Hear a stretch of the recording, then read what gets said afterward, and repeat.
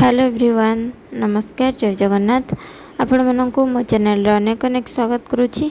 आज आम देखा गोटे भेंडी रेसिपी जोटा कि हूँ भेंडी दो पियाजा से भेंडी को एमती छोट छोट काटी नहीं पियाज को मो स्लाइस करके किसी काटी आउ किसी को एमती पाखुड़ा छड़े नहीं से पाखुड़ा गुड़ा को आम फास्ट तेल टे देकी ये मुझे एकाथरे भेंडी भी फ्राए करी तो टी अधिका तेल देती फास्ट मो तेल गरम हो गला पियाजर पाखुड़ा गुड़ा को पकईकी खाली गोटे मिनिट एमती फ्राए करदेवी पियाज माने जरिबा दरकार नहीं तो सेमती कंचा कंचा ही थी बस गोटे मिनिट पर ही सटे करके आमर बाहर करदे फ्राए करके से ऑयल रे तापरे से ही ऑयल रे मु देदेवी जो भेंडी को मुझे काटिकी रखी छोट छोट बेसी भी छोट काटिनी मीडियम ठारू टिके कम काटी आपण भेंडीर साइज को कम बेसी करें साइज रे किछि नहीं आपण जो साइज रो करबा को चाहिए से साइज रो करि परिबे।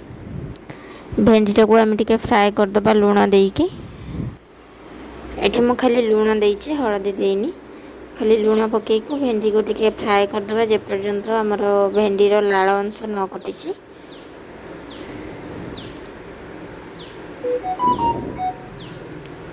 ये रेसिपी को आप भात सहित खाई पारे भात डाली सहित मतलब पखाड़ सहित खाई पारे रुटी सहित खाई पारे कहीं यहाँ ड्राए ड्राए बनाऊँगी।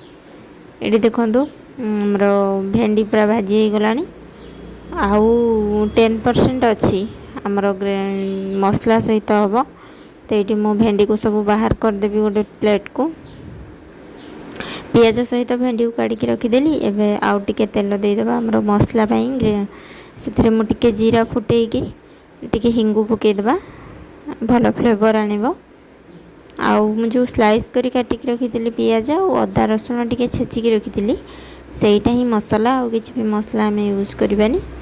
ये फास्ट अदा रसुण छेचा को पकईकी टी हल्का भाजी दूची अदा रसुण बास्ना गलापर से पकई दूची कंचा लंका 2-4टी 3 ରୁ 4टी कंचा लंका तापर आम जो स्लाइस करी रखी पियाज सेटा को पकईकी एबे भाजीबा।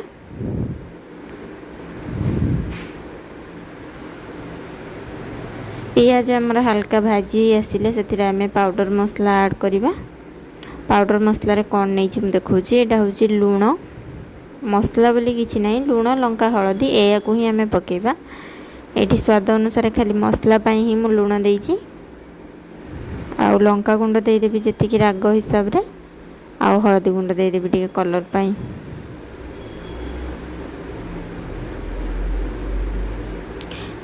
लंका गुंड जेहेतु कंचा लंका पकई तो अल्प टिके ही लंका गुंड यूज कली। मसला को आम टे स्लो रे ही मु कुक करछि नहले मसला गुड़ा जलीजीव। ये देखो हमर मसला भाजी हो गलानी भलसे पियाज को मु बेसी माने गोल्डन करिनी माने हाफ कुक होता मसला सब पकेली। ये आम देदेबा 2टी टमाटर प्यूरी ये मु 2टी टमाटो को बाटिकी नहीं जाइए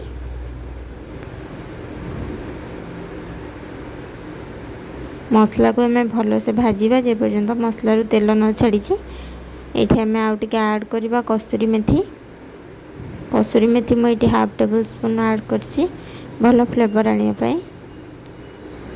तापर मसला को आम भाजवा पूरा भल भाव में जमी मसला पूरा ड्राए न होइछि आउ हमर तेल न छाड़ी मसला पूरा ड्राए हो गले आम जो रखीचे भाजिकी आमर भेंडी और पियाज देखो साइड रू तेल छाड़ी छाड़ी आसलानी मसला भी पूरा ड्राए हो आसलानी। जो भेंडी और पियाज को भाजिकी रखी सेटा को ऐड करदबा ऐड करके आम 2 मिनिट कषिबा। भेंडी आम जो 90% करथिले आउ 10% ये मसला सहित हम बोली ये आम 2 मिनिट पर भेंडी को कषिबा मिसई सारा पर भल भाव में तापर आम ढांकुण देकी 2 मिनिट पर छाड़ीदबा कुक होगा मसला सहित। आपड़ जदि चाहिए ग्रेवी माने हाफ ग्लास पानी देकी या ग्रेवी जुगजुगिया भी करें आ जदि चाहिए एमती ड्राए ही खाई पारे। ये देखो मसला सहित भेंडी पूरा भलसे कुक हो गला तो ये रेडी हो गला आमर भेंडी दो पियाजा। आपड़ जदि टिके नसनसिया करने चाहूथे ताल पानी टिके देकी अल्प टिके पानी, बेसी पानी देबेनी, हाफ कप रु भी कम तो पानी देकी ताकू टिके मिसेकी रेडी करि परिबे। रहूची, नमस्कार।